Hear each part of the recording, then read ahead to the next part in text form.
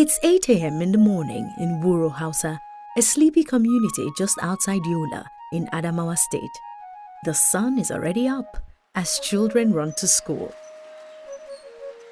A car pulls out of a driveway. This is Hajia Hawa, a health officer at the local primary healthcare center. Today, just like any other day of the week, she makes her way to work.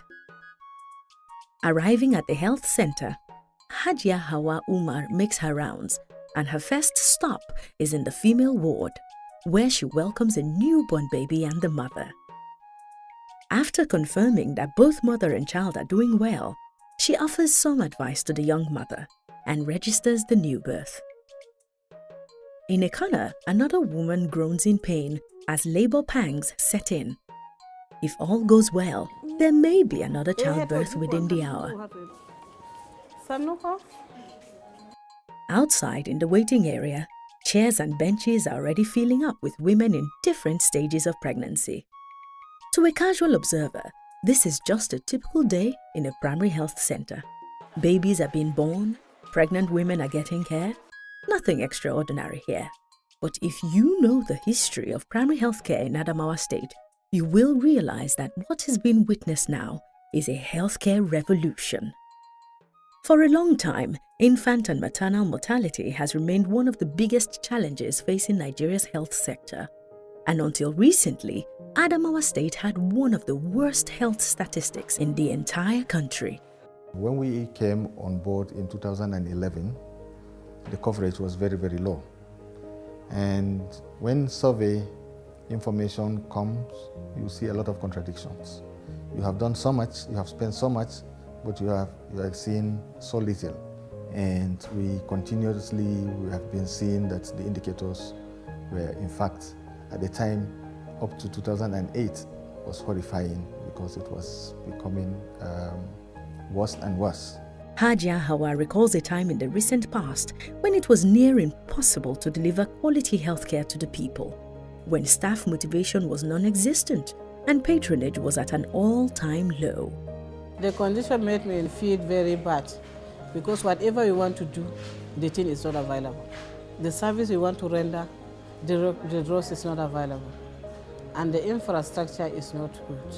Even the rooms, the ceiling want to fall down. To make matters worse, the insurgency in northeast Nigeria became unmanageable. Countless lives were lost during the crisis and millions rendered homeless. Adamawa State was in the center of it all. I remember our first mission when we came with a Rwandan colleague who actually worked and has actually been working in Nigeria. The first time we took him out, what he was asking was, when did the war end here? Test with the level of devastation, to have actually degraded our infrastructures.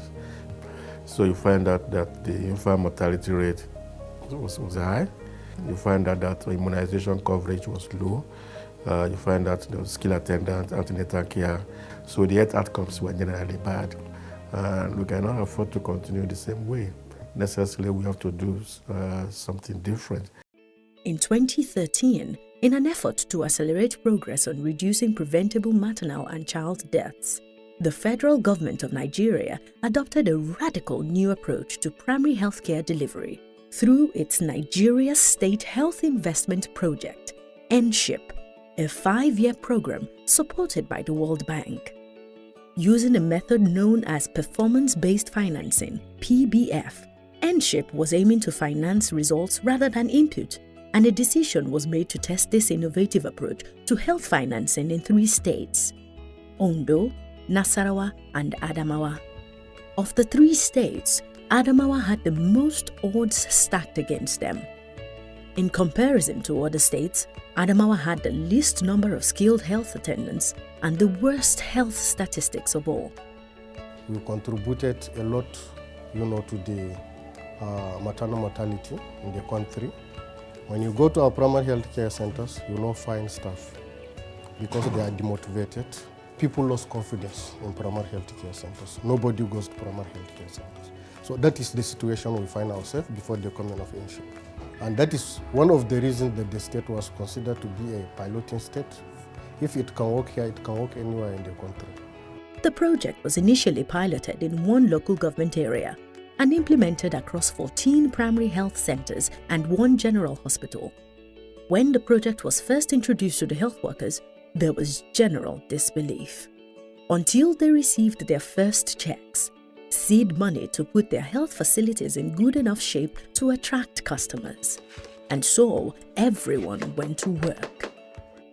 The earliest sign of positive change was increased patronage by the community members. Before airship, the patient flow was not encouraging. A week, we only see 2 or 3 people. But now, plenty of patients. As you see these women, I'm in Makama B. If you can go, we can follow one by one line. Not all of them in Makama B. It's from other wards, and even it's from other local government. Here we have even from Fufore local government, Gire local government, Yola, not all are here. They are coming for the services, ANC services, Mainana Asmao. So we have many, many clients as you are seeing. By 2016, less than 3 years after the introduction of NSHIP, the story of change in Adamawa's health sector was buzzing across the nation. In the 2016 and 2017 National Health Facility Survey, Adamawa State was ranked the best in the entire country in primary health care. For a state that was at the bottom of the ladder just 3 years before, this new ranking was nothing short of remarkable. Adamawa State is #1 in the country in terms of infrastructure, quality of care, and things like that. Can't imagine that. I cannot imagine that, 5 years ago. When you go to these facilities, you know that people are committed. They are operated 24 hours. They are kept clean. They go beyond that by taking medical waste to another level, by creating pit and bury, and now they are building incinerators. And immediately our quality became at par with the other states, Nasarawa and Ondo, and we became competitors. I know that we had at the beginning more visitors from outside to say it's not possible in Adamawa to have this type of results, and as they kept coming, we kept getting the credibility that really this thing is feasible, and what are the magic? But the real magic, I think, is because we engage the community as early as possible. Under the NSHIP structure, health workers and community members must work together and agree on ways through which the health facilities can improve and deliver better services. NSHIP has done a lot, especially in the training and retraining of the staff here. And of course, including committee members with the committee, WDC, RBF, Indigene, they used to train us from time to time. To further build trust and confidence in the primary healthcare sector, health workers also go into the communities, engaging with people and encouraging them to patronize the health centers. Today, the vast majority of healthcare users in Adamawa State patronize the services of PHCs because they are confident that they'll get the best services. And once again, the numbers do not lie. In the past, less than 10% of pregnant women delivered in the primary healthcare centers under the watch of skilled staff. Today, the data reads differently. Over 70% of pregnant women now deliver under the watch of skilled birth attendants in the primary health centers. Back at Nana Asmao Primary Healthcare Center, the shrill cry of the baby signals the entrance of another life into the world. The young woman, who was in pain just an hour before, smiles at her bundle of joy.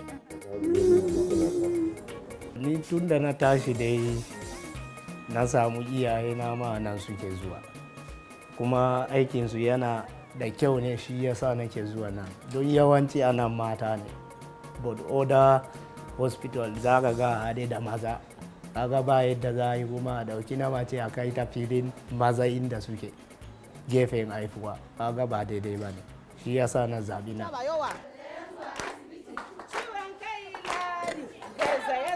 Abun da yasa nake son zuwa wurin nan, don in an kazo da wuri kan bara a mayar da kai baya ba, kuma ana mana waƙoƙi masu daɗi, babu gashi nan dai abubuwa da yawa. Na tabbata yadda nake zuwa asibitin nan zan samu awo mai kyau kuma in haifu lafiya da ikon Allah.